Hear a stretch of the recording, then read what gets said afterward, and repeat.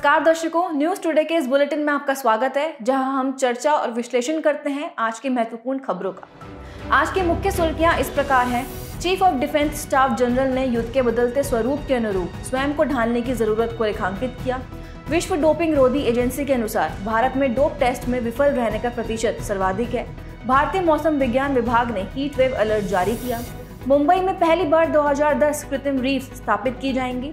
भारतीय reserve bank ने विविध विकासात्मक और विनियामक नीतिगत उपायों की घोषणा की। UNHRC ने इंटरसेक्स अधिकारों के लिए अपनी तरह का पहला संकल्प अपनाया। चलिए शुरुआत करते हैं आज की पहली मुख्य खबर से। चीफ ऑफ डिफेंस स्टाफ यानी CDS जनरल ने युद्ध के बदलते स्वरूप के अनुरूप स्वयं को ढालने की जरूरत को रेखांकित किया है। चलिए सबसे पहले युद्ध के बदलते स्वरूप के बारे में बात करते हैं। परंपरागत रूप से प्रत्यक्ष और काइनेटिक यानी घातक हथियारों का उपयोग सैन्य कार्रवाई को युद्ध कहा जाता है। हालांकि 21वीं सदी में युद्ध के अधिक जटिल और छद्म रूप का उदय हुआ है। इसे 5वीं पीढ़ी का युद्ध यानी 5GW नाम दिया गया है।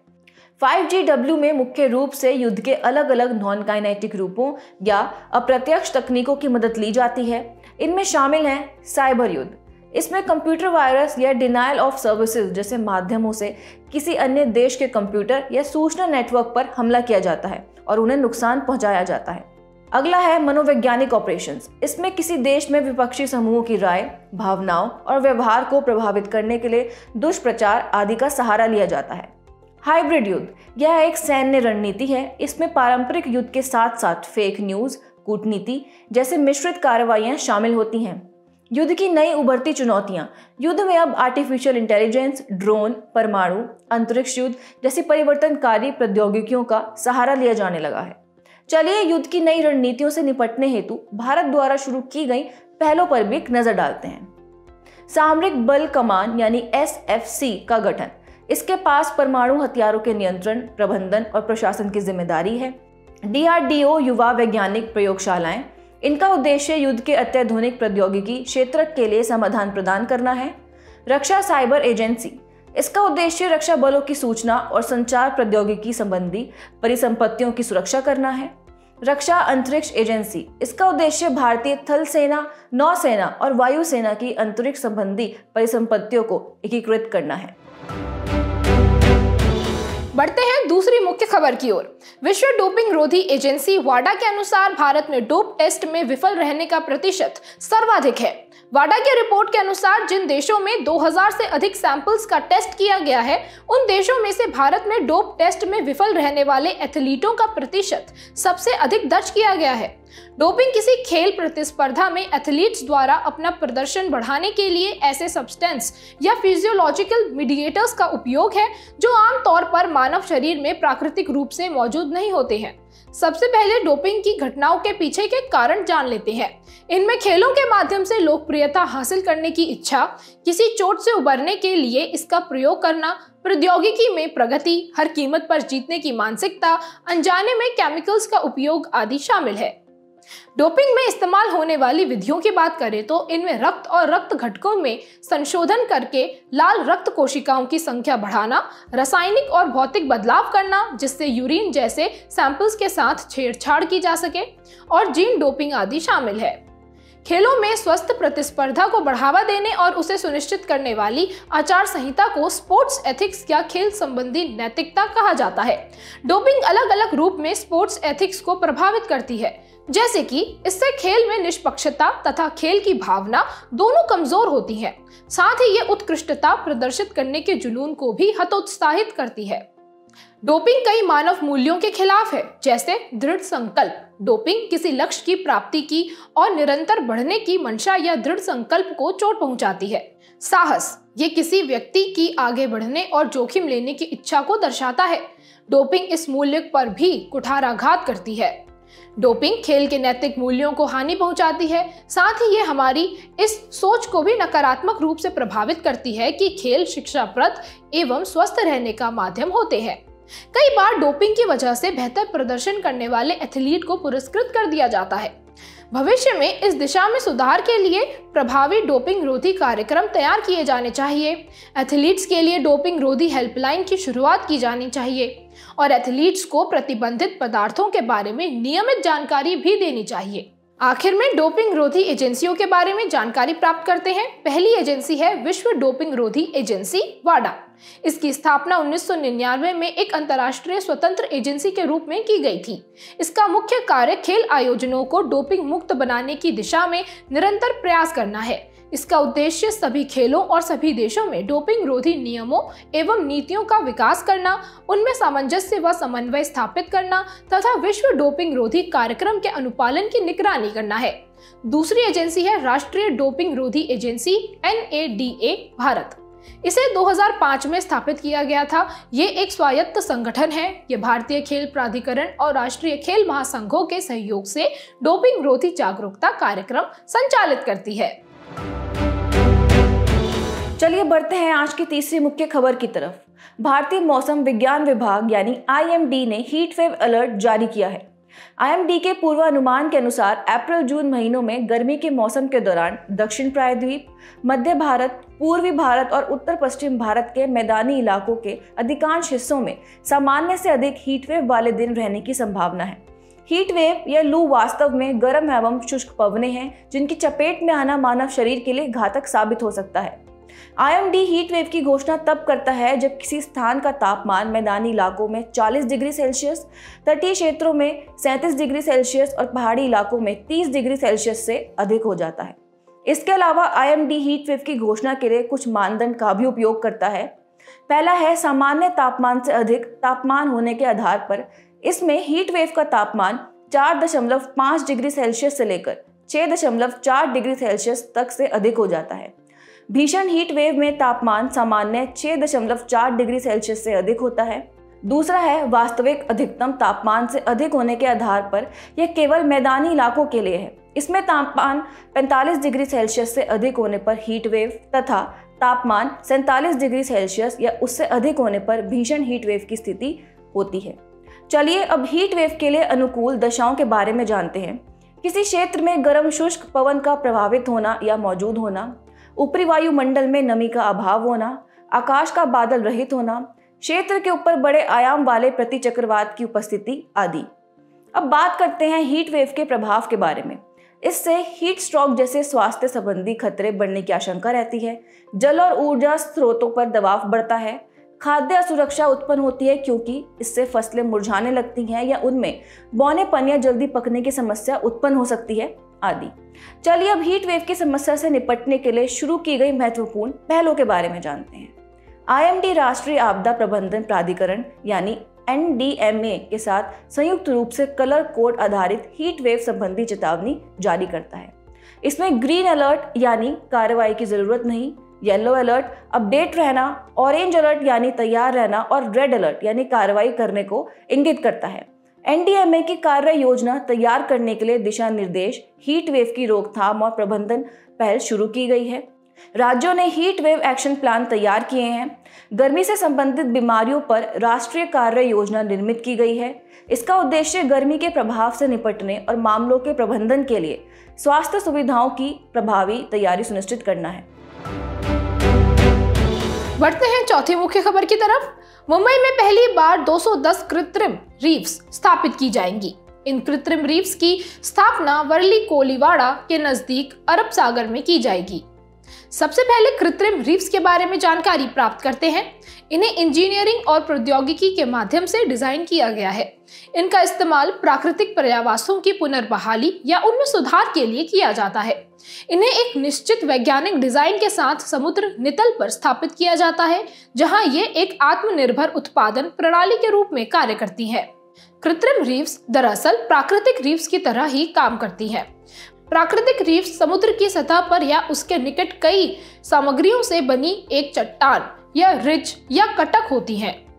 इन सामग्रियों में चट्टान या कोरल नामक छोटे जीवों के कंकाल होते हैं। कृत्रिम रीफ्स के निर्माण में चट्टानों, सिंडर ब्लॉक्स, लकड़ी, पुराने टायर, चूना पत्थर, स्टील, कंक्रीट आदि का इस्तेमाल किया जाता है। चलिए अब समझते हैं इससे होने वाले लाभों के बारे में। समुद्री पर्यावास की पुनर्बहाली और जैव विविधता संवर्धन, ये कोरल, शैवाल और पलवक आदि के लिए मजबूत अधः स्तर का काम करती हैं। ये कार्बन सिंक के रूप में भी कार्य करती हैं। इसके अलावा ये पोषक तत्वों के पुनर्चक्रण, जल की गुणवत्ता को बनाए रखने और अपशिष्ट प्रबंधन में भी मदद करती हैं। मात्स्यिकी का विकास, ये मछलियों को एकत्रित करने और उनके लिए नर्सरी मैदान उपलब्ध कराने में भी सहायक सिद्ध होती है। इसके परिणाम स्वरूप एक ही जगह आसानी से अधिक मछलियां पकड़ी जा सकती हैं तथा इसमें ईंधन और ऊर्जा लागत की भी बचत होती है। इसके अलावा इससे स्नॉर्कलिंग जैसी मनोरंजक गतिविधियों को भी बढ़ावा मिलता है। इसके कुछ अन्य लाभ भी हैं, जैसे कि यह तटों पर लहरों से होने वाले नुकसान को कम कर सकती है, जल में अधिक गहराई तक मत्स्यन पर रोक लगाती है, पर्यावरण पर्यटन को बढ़ावा देती है आदि। इस दिशा में शुरू की गई प्रमुख पहलें कौन सी हैं? चलिए इस पर भी एक नजर डालते हैं। प्रधानमंत्री मत्स्य संपदा योजना PMMSY मत्स्य पालन विभाग द्वारा PMMSY के एकीकृत आधुनिक तटीय मत्स्य पालन ग्राम के तहत एक उप गतिविधि के रूप में तटीय राज्यों के लिए कृत्रिम रीफ्स इकाइयों को बढ़ावा दिया जा रहा है। PMMSY को भारतीय मत्स्य सर्वेक्षण और भारतीय कृषि अनुसंधान परिषद ICAR केंद्रीय समुद्री मात्स्यिकी अनुसंधान संस्थान के सहयोग से कार्यान्वित किया जा रहा है। चलिए बढ़ते हैं आज की 5वीं मुख्य खबर की तरफ। भारतीय रिजर्व बैंक ने विविध विकासात्मक और विनियामक नीतिगत उपायों की घोषणा की। भारतीय रिजर्व बैंक की मौद्रिक नीति समिति की बैठक के बाद इन विविध नीतिगत उपायों की घोषणा की गई है। पहला उपाय है अंतर्राष्ट्रीय वित्तीय सेवा केंद्र यानी IFSC में सॉवरेन ग्रीन बॉन्ड्स का व्यापार। इसके तहत वर्तमान में विदेशी पोर्टफोलियो निवेशकों को सरकारी प्रतिभूतियों में FBI द्वारा निवेश के अलग अलग मार्गों के तहत सॉवरेन ग्रीन बॉन्ड में निवेश करने की अनुमति दी गई है। सॉवरेन ग्रीन बॉन्ड पर्यावरण की दृष्टि से संधारणीय परियोजनाओं के वित्त पोषण हेतु सरकार द्वारा जारी बॉन्ड है। दूसरे उपाय की बात करें तो RBI रिटेल डायरेक्ट योजना मोबाइल ऐप का शुभारंभ किया गया है। RBI रिटेल डायरेक्ट योजना 2021 में शुरू की गई थी। यह योजना व्यक्तिगत निवेशकों को RBI में गिल्ट अकाउंट खोलने और सरकारी प्रतिभूतियों में निवेश करने की सुविधा देती है। तीसरा उपाय है रुपी ब्याज दर डेरिवेटिव उत्पादों में लेन देन लघु वित्त बैंक। आपको बता दें वर्तमान में लघु वित्त बैंकों को प्रोप्राइटरी हेजिंग के लिए केवल ब्याज दर वायदा का उपयोग करने की अनुमति है। ब्याज दर वायदा वास्तव में आज की तारीख में तय कीमत पर भविष्य की किसी तारीख पर डेब्ट इंस्ट्रूमेंट खरीदने या बेचने का एक समझौता है। ब्याज दर डेरिवेटिव एक वित्तीय डेरिवेटिव कॉन्ट्रैक्ट होता है। इसका मूल्य एक या अधिक ब्याज दरों, ब्याज दर इंस्ट्रूमेंट की कीमतों या ब्याज दर सूचकांकों द्वारा निर्धारित होता है। चौथा है UPI के जरिए नकद जमा की सुविधा की अनुमति। वर्तमान में नकद जमा की सुविधा केवल डेबिट कार्ड के माध्यम से उपलब्ध है। यूनिफाइड पेमेंट्स इंटरफेस तत्काल रियल टाइम आधारित भुगतान प्रणाली है। इसे भारतीय राष्ट्रीय भुगतान निगम यानी NPCI ने विकसित किया है। यह एक बैंक से दूसरे बैंक में लेन देन की सुविधा प्रदान करती है। पांचवा उपाय है गैर बैंकिंग भुगतान प्रणाली ऑपरेटर्स के माध्यम से सेंट्रल बैंक डिजिटल करेंसी का वितरण। वर्तमान में CBDC रिटेल और CBDC होलसेल के लिए पायलट परियोजना चल रही है। CBDC केंद्रीय बैंक द्वारा जारी करेंसी नोटों का डिजिटल वर्जन है। CBDC को ई-रुपी यानी डिजिटल रुपया कहा जाता है। चलिए बढ़ते हैं आज की आखिरी मुख्य खबर की तरफ। UNHRC ने इंटरसेक्स अधिकारों के लिए अपनी तरह का पहला संकल्प अपनाया। यह संकल्प संयुक्त राष्ट्र मानवाधिकार परिषद UNHRC के 55वें सत्र में अपनाया गया है। सबसे पहले UNHRC के बारे में विस्तार से जानकारी प्राप्त करते हैं। इसकी स्थापना संयुक्त राष्ट्र महासभा ने साल 2006 में की थी और इसे संयुक्त राष्ट्र मानवाधिकार आयोग के स्थान पर लाया गया था। इसे संयुक्त राष्ट्र के तहत एक अंतर सरकारी निकाय के रूप में स्थापित किया गया है। ये दुनिया भर में मानवाधिकारों के प्रचार और संरक्षण के लिए जिम्मेदार है। इसके मुख्य कार्यों की बात करें तो ये सार्वभौमिक आवधिक समीक्षा के माध्यम से सभी संयुक्त राष्ट्र सदस्य देशों के मानवाधिकार रिकॉर्ड की समीक्षा करती है। ये युद्ध अपराधों, मानवता के खिलाफ अपराधों आदि पर जांच आयोग और तथ्य खोज मिशन गठित करती है। दुनिया के 47 देश इसके सदस्य हैं।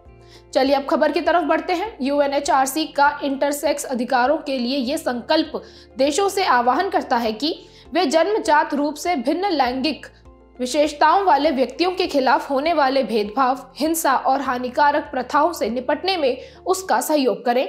इंटरसेक्स लोगों की मूल समस्याओं का समाधान करने के साथ साथ उनकी शारीरिक और मानसिक स्वास्थ्य के उच्चतम प्राप्य मानक का लाभ उठाने में मदद करें। इंटरसेक्स लोग विशिष्ट लैंगिक विशेषताओं के साथ पैदा होते हैं, जैसे शरीर की लैंगिक रचना, प्रजनन अंग, हार्मोनल पैटर्न या क्रोमोसोमल पैटर्न संबंधी विशेषता। ये विशेषता पुरुष या महिला के रूप में जन्म लेने वाले सामान्य व्यक्ति की शारीरिक विशेषताओं से मेल नहीं खाती है। इंटरसेक्स लोगों की कोई भी लैंगिक पहचान या यौन आकर्षण हो सकता है। विशेषज्ञों के अनुमान के अनुसार 1.7% आबादी इंटरसेक्स लक्षणों के साथ पैदा होती है। इंटरसेक्स लोग ट्रांसजेंडर लोगों से भिन्न होते हैं। ट्रांसजेंडर लोग स्पष्ट लैंगिक विशेषताओं वाले होते हैं। वे या तो पुरुष या महिला के विशेषताओं से युक्त होते हैं। हालांकि ये विशेषताएं व्यक्ति की लैंगिक पहचान, हाव भाव से मेल नहीं खाती हैं। इंटरसेक्स लोगों से जुड़े मुख्य मुद्दों की बात करें तो इन्हें अपनी शारीरिक विशेषताओं के कारण मानवाधिकारों के उल्लंघन का शिकार होना पड़ता है। समाज ने उनके प्रति गलत रूढ़ियां और समझ पैदा कर दी है। समाज इंटरसेक्स व्यक्तियों को बिल्कुल बीमार या विकृत मानता है। कभी कभी ऐसे बच्चों को बचपन में ही मार दिया जाता है। इन्हें इनकी इच्छा के विरुद्ध और बलपूर्वक चिकित्सकीय सर्जरी कराने के लिए मजबूर किया जाता है। इनकी शिक्षा आदि में भी भेदभाव किया जाता है। इसके अलावा इन्हें कानूनी मान्यता प्राप्त करने में भी कठिनाई का सामना करना पड़ता है। चलिए बढ़ते हैं सुर्खियों में रहे व्यक्तित्व की तरफ। हमारे आज के व्यक्तित्व हैं लक्ष्मण नायक। जनजातीय कार्य मंत्रालय ने स्वतंत्रता सेनानी लक्ष्मण नायक के योगदान का उल्लेख किया है। वे उड़ीसा के भूमिया समुदाय के आदिवासी नेता थे। वे सत्य, अहिंसा और शांतिपूर्ण असहयोग के गांधीवाद सिद्धांतों में विश्वास करते थे तथा उनका पालन करते थे। इसलिए वे मलकानगिरी क्षेत्र के गांधी के रूप में लोकप्रिय थे। उन्होंने 1940 में व्यक्तिगत सत्याग्रह में भाग लिया था। 1942 में भारत छोड़ो आंदोलन के दौरान उन्होंने अपने साथी आदिवासियों से गांधी जी के करो या मरो के नारे के लिए बढ़ चढ़कर काम करने का आह्वान किया था। उन्होंने घर घर जाकर लोगों से चरखे का इस्तेमाल करने का आग्रह किया था। इससे स्वराज के सिद्धांत को मजबूती मिली। हम श्री लक्ष्मण नायक जी से साहस, नेतृत्व जैसे जीवन मूल्य सीख सकते हैं। बुलेटिन के आखिर में चलिए बढ़ते हैं आज की संक्षिप्त सुर्खियों की तरफ। एशिया और प्रशांत के लिए संयुक्त राष्ट्र आर्थिक एवं सामाजिक आयोग यानी UNESCAP ने एशिया और प्रशांत का आर्थिक व सामाजिक सर्वेक्षण 2024 रिपोर्ट जारी की। यह UNESCAP द्वारा प्रकाशित एक प्रमुख सर्वेक्षण है। इसे 1947 से प्रतिवर्ष प्रकाशित किया जा रहा है। इजराइल ने गाजा में दूसरे देशों द्वारा अधिक मानवीय सहायता पहुंचाने के लिए इरेज क्रॉसिंग को फिर से खोलने की अनुमति दी है। साथ ही सहायता पहुंचाने के लिए अशदोद बंदरगाह का इस्तेमाल करने की भी अनुमति दी है। केंद्रीय वित्त मंत्रालय ने प्रतिभूति अपीलीय अधिकरण SAT का नया पीठासीन अधिकारी नियुक्त किया है। यह भारतीय प्रतिभूति और विनिमय बोर्ड यानी सेबी अधिनियम 1992 के तहत स्थापित एक वैधानिक निकाय है। श्यामा प्रसाद मुखर्जी पत्तन ने 2023-24 में 66.4 मिलियन मीट्रिक टन के रिकॉर्ड कार्गो को संभाला है।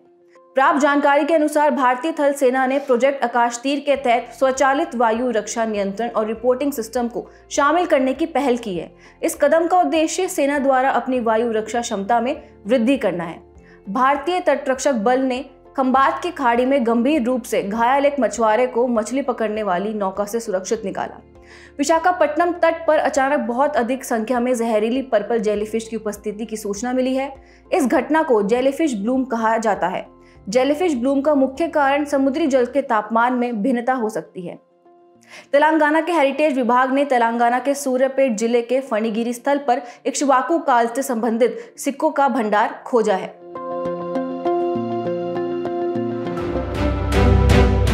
जाने से पहले आपकी समझ की परीक्षा के लिए डालते हैं एक नजर हमारे स्पेशल सेगमेंट प्रश्नोत्तरी पर।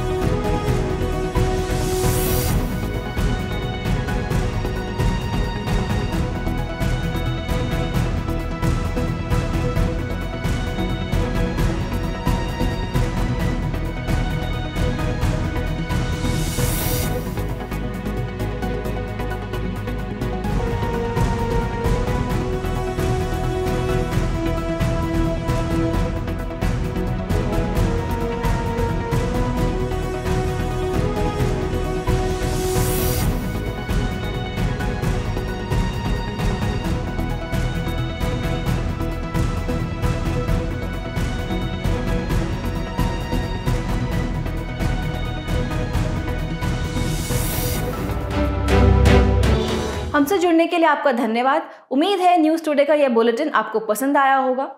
न्यूज़ टुडे की PDF को डाउनलोड करने के लिए और आज की क्विज के उत्तर के लिए डिस्क्रिप्शन में दिए गए लिंक पर क्लिक कीजिए।